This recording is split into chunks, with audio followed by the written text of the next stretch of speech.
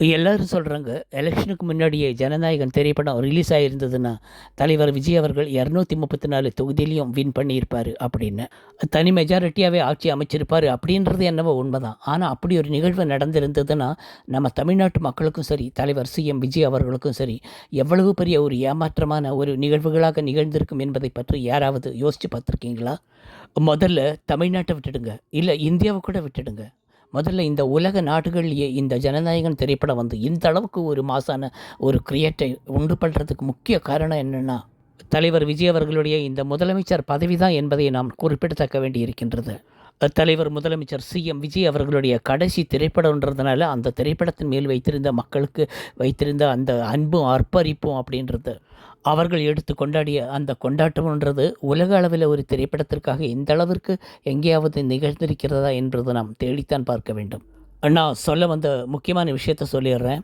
ஒருவேளை இந்த திரைப்படம் வந்து எலெக்ஷனுக்கு முன்னாடியே ரிலீஸ் ஆகி தலைவர் சிஎம் விஜய் அவர்கள் 234 தொகுதியிலையும் ஜெயிச்ச எதிர்கட்சியே இல்லாத ஒரு சட்டசபை அமைஞ்சு ஆட்சி அமைக்கக்கூடிய ஒரு சூழ்நிலை வந்திருந்ததுன்னா இந்த கொத்து பரோட்டா கட்சியோடதும் சரி, இல்லை இந்த எட்டாத எடப்பாடியோட கட்சியோடதும் சரி, அவர்களுடைய தனிமுகம், அவர்களுடைய தனி நிறம், அவர்களுடைய தனி குணம் என்ன என்பது நம் நாட்டு மக்களுக்கு தெரியாமலே போயிருக்கும். இந்த ரெண்டு குள்ளநெறி கூட்டங்களும் சேர்ந்து இந்த அரசியலுக்குள் எவ்வளவு பெரிய சூழ்ச்சி முறைகள் எல்லாம் இருக்கின்றது என்பது தலைவர் சிஎம் விஜய் அவர்களுக்கு புகட்டி கொடுத்த ஒரு மிகப்பெரிய பாடப்புத்தகத்தை தலைவர் சிஎம் விஜய் அவர்கள் படிக்காமலே போயிருப்பார்.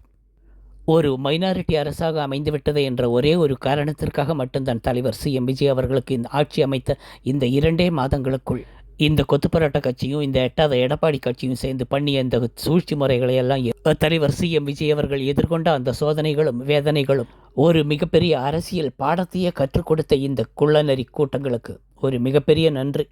ஜனநாயகன் படத்தை அன்னைக்கே ரிலீஸ் பண்ணியிருந்தாங்கன்னா இப்படிப்பட்ட காட்சிகளெல்லாம் நம்மளால் பார்த்துருக்க முடியுமா? இந்த குள்ளநெறி கூட்டங்களோட தனி நிறம் என்னன்னு இந்த தமிழ்நாட்டு மக்களுக்கு தான் தெரிஞ்சிருக்குமா? அரசியல் பாடங்களையெல்லாம் நீ ஆரம்பத்திலேயே கற்றுக்கொண்டு உன்னை பக்குவப்படுத்திக்கொள் என்று கடவுள் கொடுத்த ஒரு வழிகாட்டுதலின் கதையாகத்தான் இதை நம்மால் பார்க்க முடிகின்றது. இந்த கொத்து பரோட்டா கட்சி இந்த படத்தை ரிலீஸ் பண்ண தடை பண்ணாங்கல்ல, அதுக்கு ரொம்ப தேங்க்ஸ். லேட்டாக வந்தாலும் லேட்டஸ்ட்டாக வந்திருக்க. இப்போ மைனாரிட்டி அரசாக இருக்குன்றதுனால நீங்களாம் கண்ணில் விரல விட்டு ஆட்ட பார்க்குறீங்க.